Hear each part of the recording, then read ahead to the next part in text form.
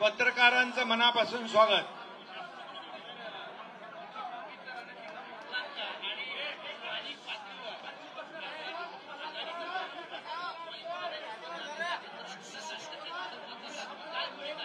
खरं म्हणजे आता सर्व प्रमुख मराठवाड्यातल्या पदाधिकाऱ्यांच्या बरोबर संवाद होता आणि येणाऱ्या स्थानिक स्वराज्य संस्था जसं लोकसभा जिंकली, विधानसभा जिंकली, तसं स्थानिक स्वराज्य संस्था देखील महायुती जिंकेल अशा प्रकारचा विश्वास आमच्या महायुतीने केलेल्या कामाच्या जोरावर या ठिकाणी कार्यकर्त्यांना सांगितलेलं आहे।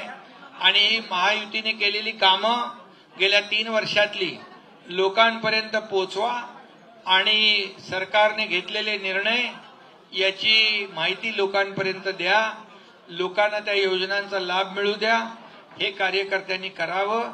आणि त्याचबरोबर निवडणुकींच्या बाबतीमध्ये निवडणुका डोळ्यासमोर ठेवून आम्ही कुठलाही निर्णय घेत नाही आणि निवडणुकांसाठी आम्हाला कुठलीही तयारी करावी लागत नाही, कारण निवडणुका असू द्या नसू द्या शिवसेनेचं काम वर्षाचे 12 महिने 365 दिवस सुरू असतं आणि म्हणून महायुतीला या निवडणुकांची कुठलीही चिंता नाही, कारण केलेली कामं लोकांसमोर आहेत।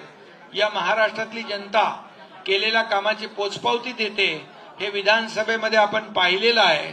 232 एवढा लँडस्लाइड मॅन्डेट विजय या महायुतीला विधानसभेत मिळालेला आहे, त्यामुळे त्याचीच पुनरावृत्ती या ठिकाणी या निवडणुकांमध्ये होणार आहे। आणि एवढे हेही मी सांगतो आपल्याला की जे लोक लोकसभेमध्ये ज्यांना तुम्ही विचारणार का मी सांगून टाकू, लोकसभेमध्ये ज्यांना यश मिळालं तेव्हा ते निवडणूक आयोगावर काही बोलले नाही, ईव्हीएम वर काही बोलले नाही, वोट चोरीवर काय बोलले नाही, परंतु आता मात्र ते तुमच्याच प्रश्नाचं उत्तरही मी देतो।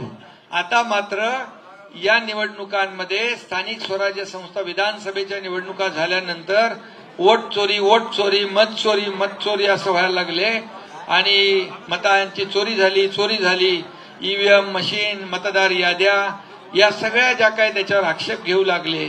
आणि म्हणून मी त्यांना एवढंच सांगतो, जे काही बोलताय हा मतदारांचा अपमान आहे। आमच्या लाडक्या बहिणींनी मतदान आम्हाला केलंय त्यांचा अपमान आहे, शेतकऱ्यांनी आम्हाला मतदान केलंय त्यांचा अपमान आहे, लाडक्या भावांनी मतदान केलंय त्यांचा अपमान आहे, वारकरी कष्टकरी सगळ्यांनीच आम्हाला मतदान केलंय त्यांचा अपमान, या महाराष्ट्रात तमाम मतदारांचा अपमान ते करतायत। आणि म्हणून येणाऱ्या स्थानिक स्वराज्य संस्थांमध्ये मतदार या सर्व लोकांना धडा शिकवतील, कारण त्यांनी केलेल्या मतदानाचा अपमान ते करतायत।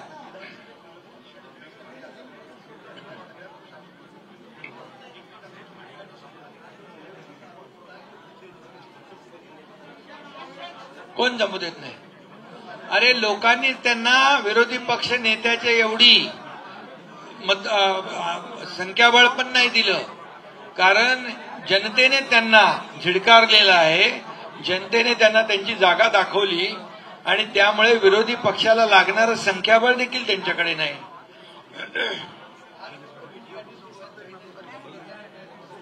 कुठं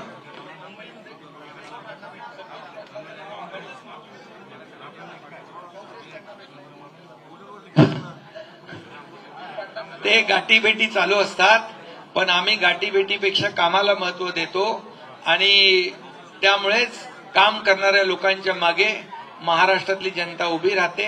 या स्थानिक स्वराज्य संस्थांमध्ये देखील काम करणारे निर्णय घेणाऱ्या लोकांच्याच पाठीशी या महाराष्ट्रातली जनता उभी राहील।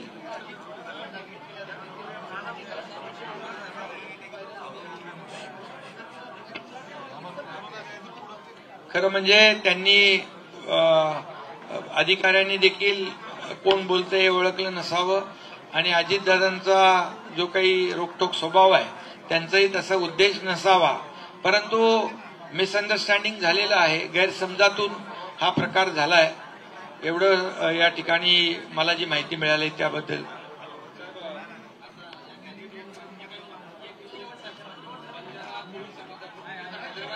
लागू करण्याची मागणी होती आहे आणि मनोज जरांगे असं म्हणतात की 17 सप्टेंबरपर्यंत सर्टिफिकेट वाटप केलं नाही तर पुन्हा बघा, हैदराबाद गॅझेट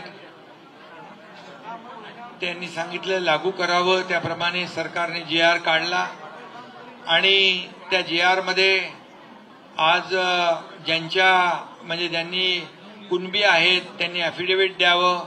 3 त्रिसदस्यीय कमिटी नेमलेली आहे गाव पातळीवरची, त्याचं व्हेरिफिकेशन करेल आणि ज्याची पूर्वजांची कुठली ना कुठली कशात ना कशात कुणबी नोंद असेल त्यांना दाखला मिळेल. दाखला मिळण्याची एक सोपी पद्धत या ठिकाणी केलेली आहे.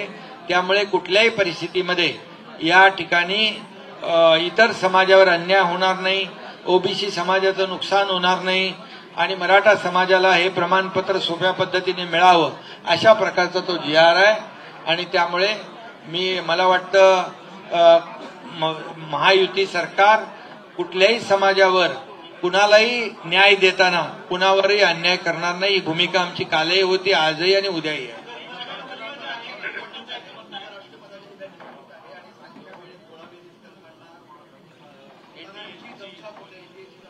कुणाची?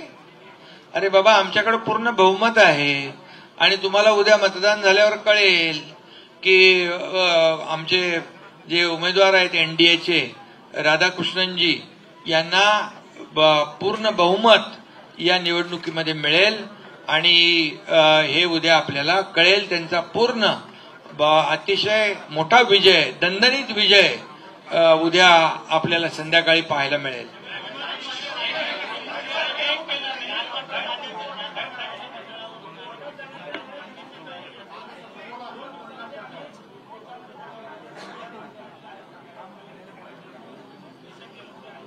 बघा, मुख्यमंत्री देवेंद्रजी, मी स्वतः, अजितदादा आणि भुजबळ साहेब ज्येष्ठ नेते आहेत आणि त्यांच्याशी चर्चा झाली होती आणि त्यांनाही सांगितलं होतं या GR मुळे ओबीसीला कुठेही धक्का लागणार नाही.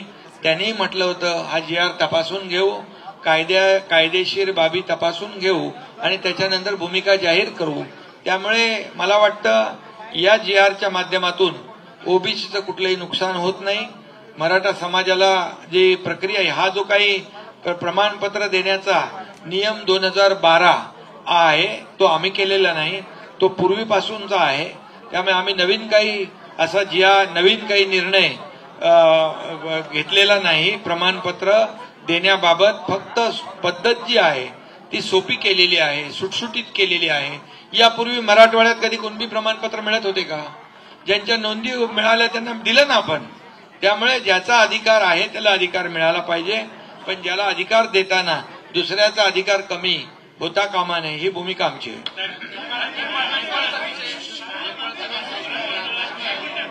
नेपाळमध्ये फार ते उद्रेक झालेला आहे आणि